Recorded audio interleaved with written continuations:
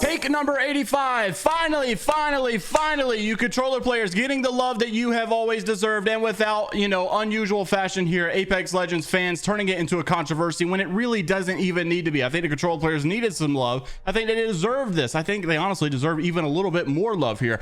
However, a lot of Respawn developers showing out as well some of the changes that they made that they were surprised that many people weren't reacting even more to. And then also the season 14 launch is here. It is actually already started. The grind for ranked has already started, and we have some of your reactions for the season 14 launch here today as well. The special guest was supposed to be Justine Huxley, the voice of Watson. Once again, unfortunately, she needs a couple more days before she can be on here, but it's all good. She will be scheduled probably Thursday or Friday or so. But until the meantime, we got Sword Draynilla as well as another special guest on the show. Let me know down in the comments another special guest you'd like to see on the show, and hopefully I can make that happen. So leave a like on the video, subscribe to the channel if you're new as always, and without further ado, let's jump right into the video. So the first thing I had to mention here is that the community is obviously outraged at the fact that there was no response whatsoever when it comes to the matchmaking for season 14. Season 13 was an absolute disaster when it comes to the matchmaking, not even just for ranked. I mean, people were obviously upset that Preds were having to play against Plats and Gold, and then obviously the Plats and Gold players were upset themselves because they felt like it was way too hard for them. It was just unbelievable how they were having to play these Pred and Masters every single time.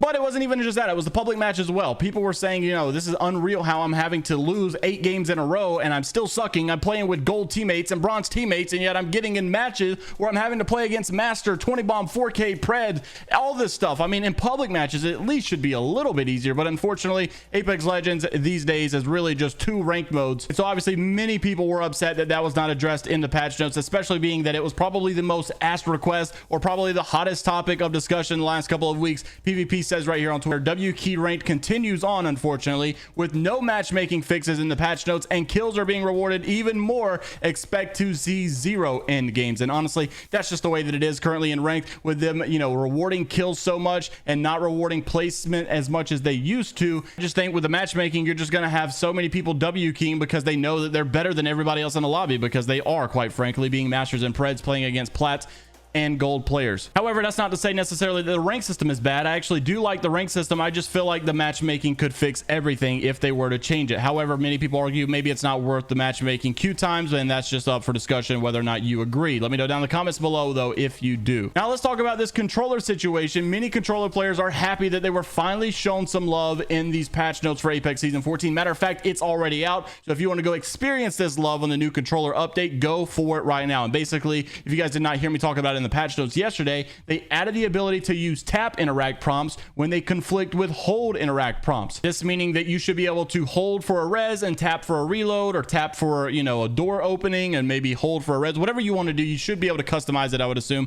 Anyhow, I'm pretty sure this was already in the game. It just unfortunately did not even work. And then JMeyels made this tweet though saying, why is nobody talking about this controller buff? Everybody was talking about the Valk nerf, which we'll get to in just a second. Why is nobody talking about this controller buff when honestly it's a pretty big thing? And they also said reloading behind knocked teammates has been a dream for years for controller players, so it's finally a dream come true that this is now in the game. However, of course, your people in the comments were like, controller players do not need another buff. They already got aim assist. This is unreal. They already got aimbot, so they really don't need any more help. Now, a lot of this was obviously a joke. I'm pretty sure PvP also said something along the lines of like, controller players shouldn't even be able to reload. So obviously many people were joking, but there were genuinely people in the comments that are so anti-controller that did not even want this to happen. Now, you can make the argument all day whether or not you feel like controller is OP, or whether aim assist is OP, or whether the looting is not OP enough, and maybe the controller needs a buff, maybe they need some more help, maybe they need less help. I'm not really concerned with that conversation right now, but this is an obvious one that should have never been controversial. Nobody should be getting their panties in a wad when it comes to this situation. Controller players should no doubtably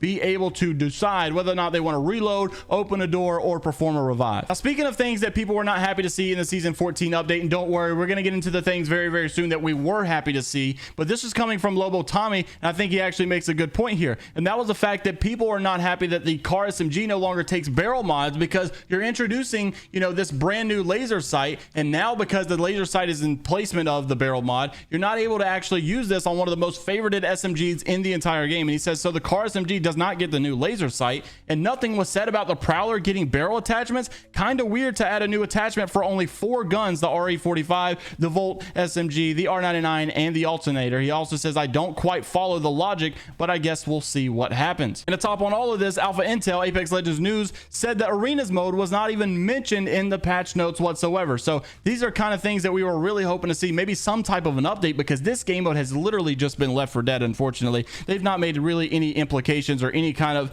motions that they're going to be actually updating this game mode and making it for the good. It's just been really set there to rot. Many people were obviously happy to see this Valkyrie nerf, and I think she needed to be nerfed quite badly too. However, people are calling the cards for Apex here because they brought this heirloom, and Valkyrie was so ridiculously strong and sold great on this heirloom. This heirloom did tremendously well, and then they not only nerf her, but they nerf her to the ground right after they probably made one of the best heirloom sales of all time. This is the common pattern that we've been seeing in the last couple of times with the heirlooms for Apex Legends, is that they bring the heirloom, they'll buff that legend so that, you know, they're very, very strong, and then after the heirloom's been out for quite some time, people have had plenty of opportunity to buy it, and they nerf them to the ground. There's actually many things we were excited to see in the patch notes and things that people are actually happy for, one being the crafting update that they made. And Ian Holstead actually said, I'm surprised that more people were not talking about this, because this is actually a pretty big deal here when people don't actually have to go around and collect crafting like crazy. Essentially the way it works is just like Arenas. When you grab it, it grabs it for the entire team. He says one change I haven't seen people mention at all is the changes to the harvester, so that when your team interacts with one, everyone gets the mats. No more having everyone in the squad do the same loop on a POI.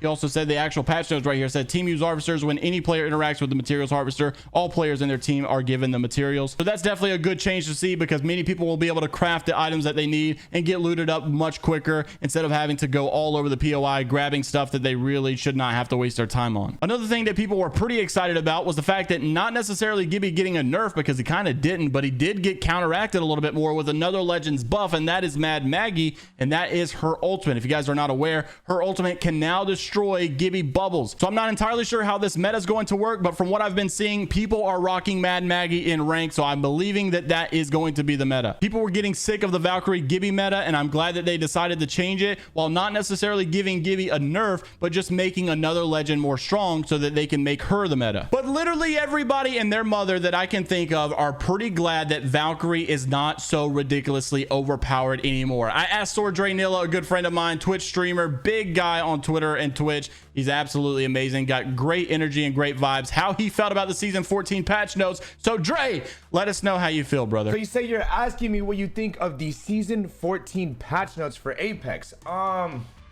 If I'm being honest, bro, I think they're actually pretty sick. I think they're pretty great. They're very ass-tastic. I like a lot of the changes, and I'm also so glad that that goofy Valk is finally getting nerfed after all this time, bro. It's been such a nuisance to fight against good Valks, bro, especially in ranked when they could literally just ult up out of anywhere, bro. Any team could literally just dip out. The Maggie changes are great, and Newcastle, I think, is going to be a powerhouse this season as well. But what I'm most excited about is honestly the new legend. I think the new legend is going to be a role and probably a statement in ranked and even competitive, because with her passive she can see all this information from an enemy team and they can make a play if they want to push that or if they should back out or not, you know.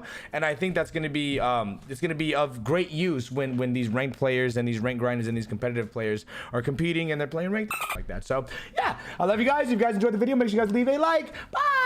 Great answer, and thank you very much, Dre, for coming on the show as well. I think most people overall are pretty excited for this season. I mean, it's been kind of a weird one because many people were not excited after the launch trailer, felt a little bit more excited after the gameplay trailer, and then I've been asking people how you feel about all the patch notes and stuff, and it's been average, right? It's been about 7 out of 10, 6 out of 10, 5 out of 10. I haven't seen anything too bad. Most people are not saying it's going to be great. Most people are not saying it's going to be bad. They're just saying it looks like it's going to be a solid, decent season. One thing that most people seem to be happy with, though, is the balance updates. And if you have a good balance meta throughout the season, I think it honestly could probably just bring people back for the raw gameplay because it's a balanced game. So let me know down in the comment section what you're enjoying the most about season 14, and let me know also if you found any broken meta so far, which legends are too OP, which legends need a buff already. I'm interested to see what you guys have to say down in the comment section below. Leave a like on the video if you guys did enjoy, subscribe to the channel if you're new as always, and until the next time, take care of yourselves. This Vibrant Eye, only positivity, and later, Gators.